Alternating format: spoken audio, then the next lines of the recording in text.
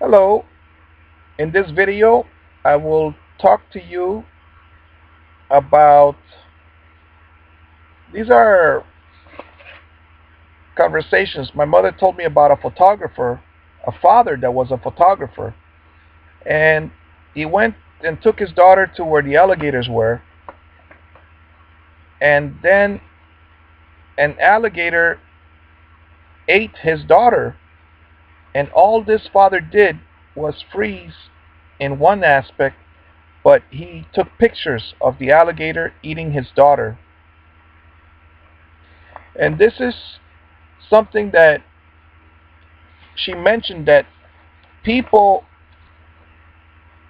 we react, and we react with what we are trained to do. There was a Bible study this year with the Jehovah's Witnesses, and the overseer, the one that goes to the different organizations. He's a good speaker, he's a young man, he's handsome, he's married. He's the overseer. He might be 30 years old, and he spoke to me, or to us, about the 10 80 10 rule. 10%, 80%, and 10%. When there's an emergency, 10% of the people freeze. They don't do anything. 80% panic, which is just as bad as running all over the place. You stand still, freeze, or you panic, you run all over the place, but you don't do any good actions. And the remainder, 10%, they take some action that helps them survive the situation. We think about an airplane that is having problems. Very few people pay attention to the lady that tells you to put on the mask, first on yourself and then on your child. And when the moment does come, it's too late. You need to know, prepare, see yourself reaching up, putting it on. The plane might be upside down or something. Put it on. Then put it on your child. So be prepared. And Booker T. Washington said in his book, Character Development, good advice could be, don't go looking for trouble. That is good advice. But then he said, better advice is, be prepared. You must be prepared. If you're a dad, you're supposed to protect your family. You're supposed to provide for the family. Some other items, perhaps teach them something.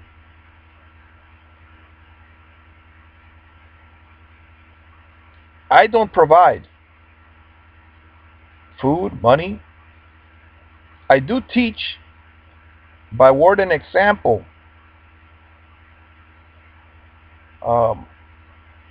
One teacher found out that my wife was my wife, or that I was her husband, my wife's husband. And the teacher said to my wife, now I understand why your children are so intelligent. And it was because I was so weird. Well, I was the only dad that walked home with the kids at 2 o'clock in the afternoon. So I used to put a towel over my head with water. I was the only dad that walked with a tennis racket. But some people have not seen the TV show The Dog Whisperer. Cesar Millan had a TV show where he said, carry a racket. Because if you hold it as a protection, the dog won't bite you in the face, your throat, because you're holding the racket, right? You're holding the racket. You're not going to use it as a club. You're just blocking. and then the dog will not attack you. It will attack maybe one time, but you hold it right there. And I did hold it one time that one dog did attack, but I didn't get it on video. The dog pulled up to my leg. I had the racket there. The dog can sniff you through that racket, but the dog pulled up right away as soon as I put the racket in front of his nose. Then he just looked at me, and I looked at the other girl that was over there that was with me. And she was screaming and screaming and screaming because she thought the dog would bite. So I am weird, but I am prepared for some items. I need to prepare more. And to prepare more, you can follow me. You can learn from me. Or you can even teach me. Read the Bible with me. I am studying the Bible verses. I believe you should be studying the Bible verses so that you can fix your problems in your life if you have the right knowledge. The Bible will make you way more intelligent than you are right now. You read about people that made mistakes. You read about people that did good things and learn from their mistakes.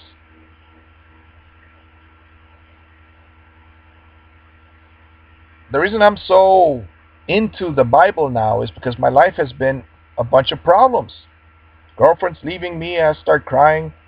I don't cry anymore because so many of them left. If this wife leaves me, I doubt I'll cry.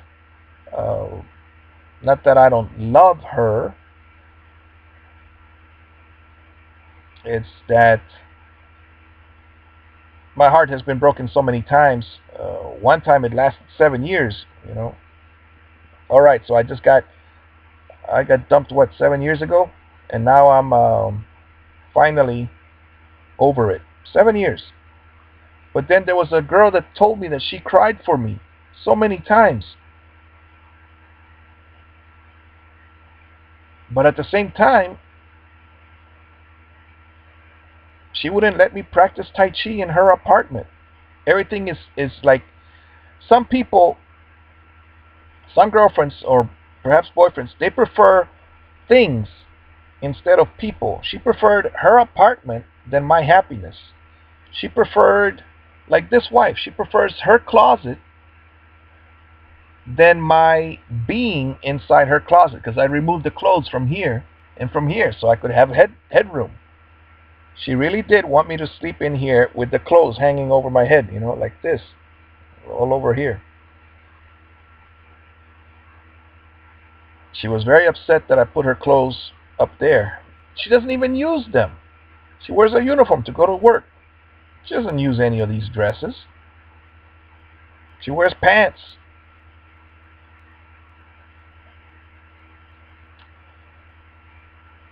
The Jehovah's Witnesses have 140 some rules. One of them is that the women don't wear pants to the Kingdom Hall, to the church that they go to.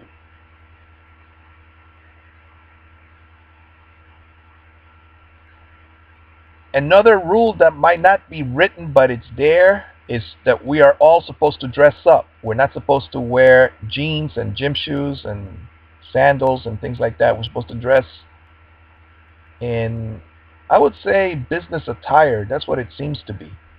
Suits, ties, and dress pants and shirts. And if I look at my life, I've seen people dress up in other churches, and I've seen other people not dress very well at other churches, like wearing short shorts. I mean, women don't realize how men are having a difficult time. You're walking in front of me, you're wearing these short shorts, or you're wearing this mini skirt. It's really too enticing. It only, my grandpa used to say, obscuren la vista. They bother your eyesight, because you weren't thinking about having sex, but as soon as you see the girl walking around like that, you want to have sex with her. And so that's why there are so many rules in the Jehovah's Witness organization. And I like these rules. One, my Tai Chi teacher was Chinese, and he told me how the religions of China were, well, one of them was Confucianism. But he said to me, Confucianism is not a religion, it is education. And I like that because one saying about Confucius was, if the mat is not straight, the master would not sit down. And to that, I'll say that, well, we use chairs here in the United States. I have pulled out at least 4 chairs that were wobbly. And I've taken, yes, I've taken at least 2 of them to my carpenter friend who's 70 something years old. And he's retired. And I go once a month because his wife doesn't like me because she knows I don't have a job. And the wife knows my wife. So I only go once a month so as not to bother him. I went twice this month, but he was not feeling well the second time, so I gotta wait until next month to go again. Once a month is I learn carpentry 1 day a month. I take my son because I want my son to have skilled hands, to be able to fix things, to be useful, to be able to help other people, to be able to help himself, to be able to feed his children, to be able to how can you read the Bible if you're hungry? That's why I like the Jehovah's Witnesses. They bought shoes for me. Yes, they also bought the tie. Well, they gave me the tie, but it was the same man that bought the shoes for me. Gave me the tie, the suit, the pants, the shirts. This is love in action. Good deeds are required. Let's say that I'm free. I'm not in jail, right? I should not just be in this room reading the Bible all by myself and then not teaching my son, not teaching you, not teaching anyone. I need to teach what I have learned.